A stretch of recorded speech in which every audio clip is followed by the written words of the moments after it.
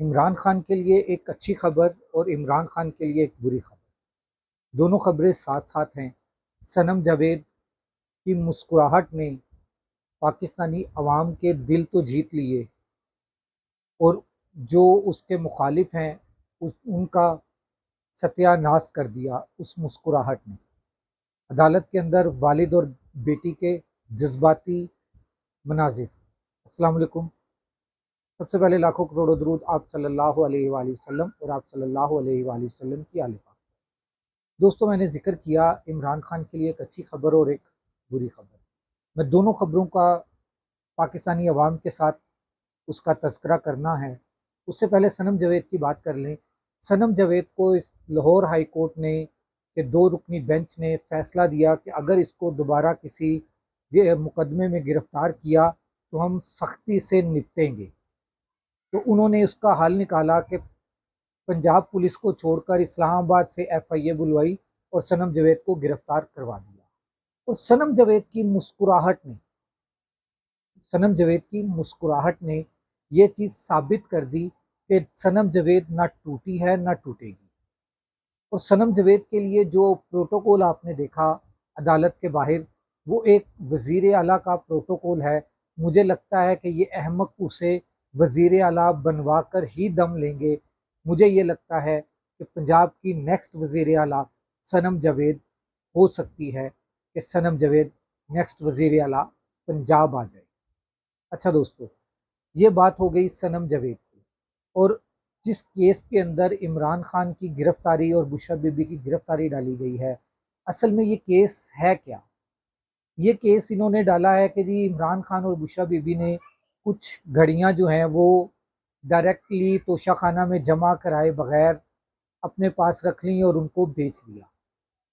इमरान खान जब वजीर आजम था तो उसने खुद गिफ्ट रिसीव नहीं करना होता। गिफ्ट रिसीव करने के लिए आपको पता है कि वजीर आजम का स्टाफ होता है। स्टाफ ने गिफ्ट रिसीव किया।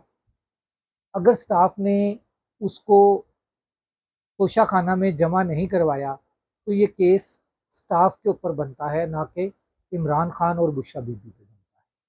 अगर उन्होंने जमा करवा कर वहाँ से निकलवाई और निकलवा कर उसको बेच दिया, दूसरा इल्ज़ाम जो इसके ऊपर लगाया हुआ है इमरान खान और बुशरा बीबी के ऊपर कि उन्होंने इसकी असेसमेंट बहुत कम करवाई है, फेक लगवाई है। तो मेरे भाई, मेरा सवाल है कि असेसमेंट क्या इमरान खान ने खुद जाकर लगवाई थी?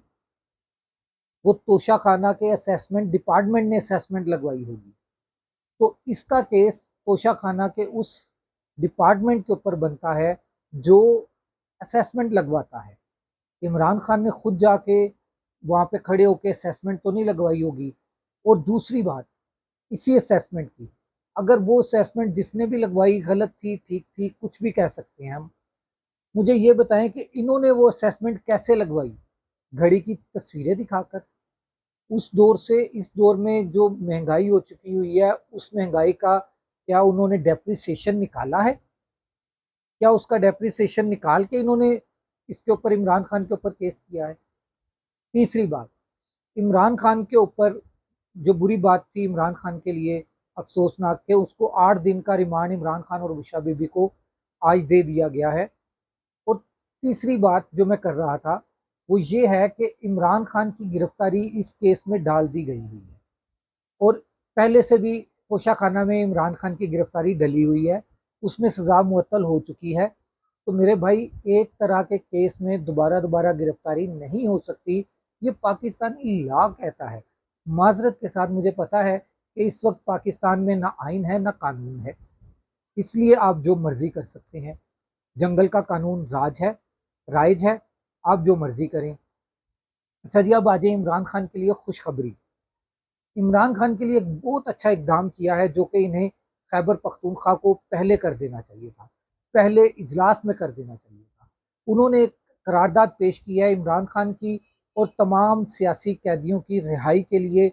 ये जो पास कर दी गई है करारदाद, इसको खैबर पख्तूनख्वा से पास करवा के कौमी असम्बली में भेज दिया गया है, वफाक को भेज दी गई है। इसका आप समझ रहे होंगे कि कोई फ़ायदा नहीं।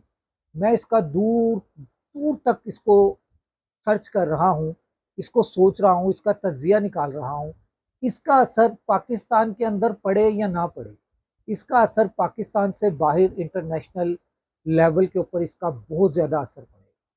और इसके असर का जो प्रेशर बनेगा, वो प्रेशर कुकर जो है जब फटेगा, तो आप समझ सकते हैं कि इस हुकूमत का क्या हाल होगा।